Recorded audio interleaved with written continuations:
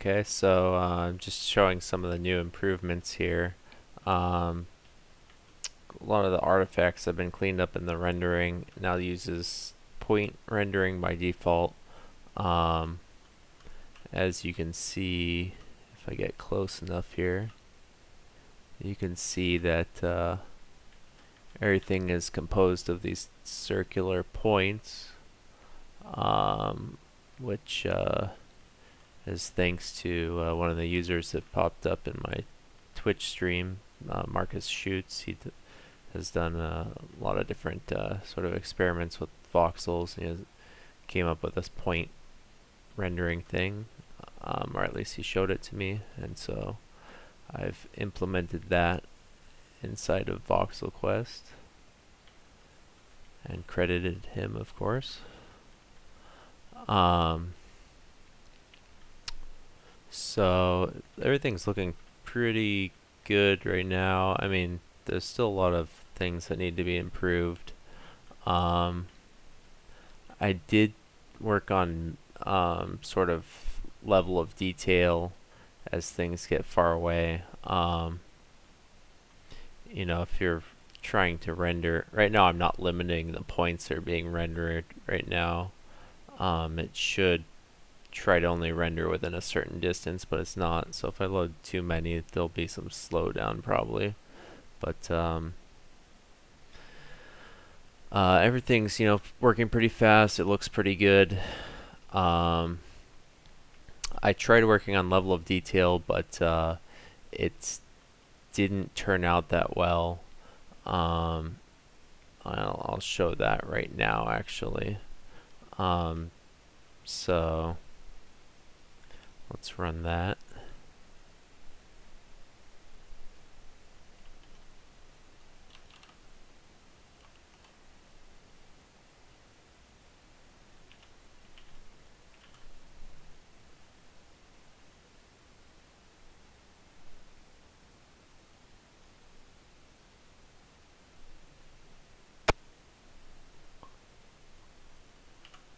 So the problem with level of detail is that it slows generation quite a bit, the chunk generation, and just the performance payoff isn't really worth it. In fact, sometimes it's even worse.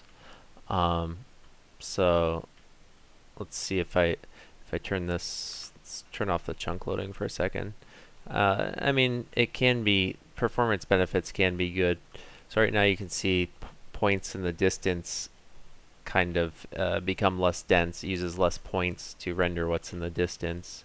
And of course you can fill these gaps as well. I'll do that right now.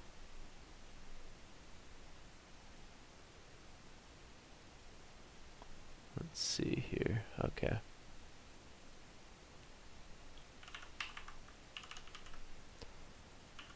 Okay, so it basically just uses thicker or larger points in the, you know, to fill things in the distance, and obviously that presents a visual artifact, but I mean, it kind of works. It just doesn't look as good. And also there's a performance hit when you do this because it's filling in a large area with points, which the hardware isn't really well designed to do. So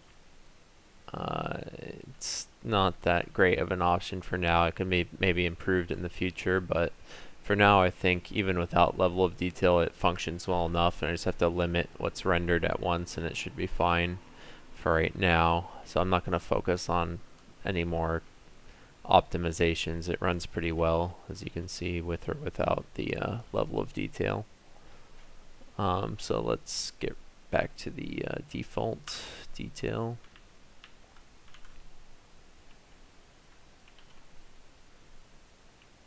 And also just to show you, you know, you can render a much larger area. If you, so right now I'm lowering the sort of voxels per meter in general, just to show you, you know, how fast you can generate an area, and this would be good for maybe generating voxels in the distance or something. So you can see it loads quite a bit faster if you just lower the resolution. And I've already got, you know, a large enough area to fill up, and the voxels in the distance look fine. I mean, it's good enough for distance rendering, so maybe at some point in the future I can do 2 passes, one for distant, you know, far away voxels and one for close-up voxels. You can fill up, you know, pretty large area, and it's still totally performant. It's getting 60 frames per second here, or more. So that's that.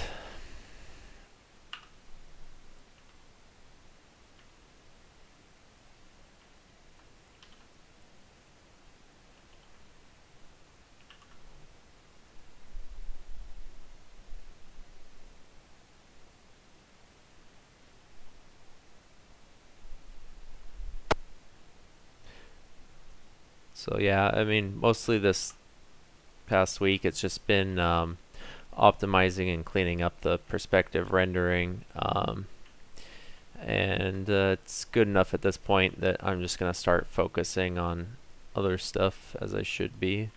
I just wanted to get it in, you know, more or less playable state, you know, looking good enough and performing well enough to play without problems. So I'm pretty happy with the way it turned out and the performance so far, even though there's still a lot of room for improvement in both respects. I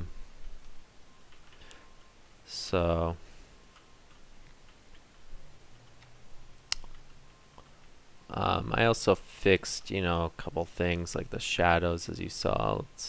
So I have the light kind of following the camera right now. The light object shouldn't be blocking off the light as it is, but you can kind of see how it generates shadows, like right here.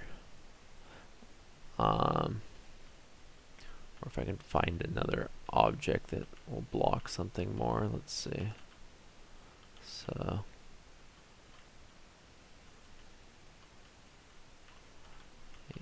yeah, so you can see this building right here generating shadows.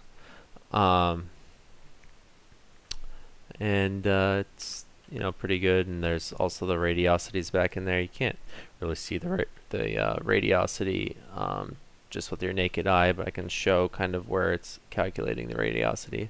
So if I turn this on here, of course the radiosity is totally faked, but it still adds a little interesting hint. You can see the grass reflects onto the cliff faces a little bit, and the cliff to the grass.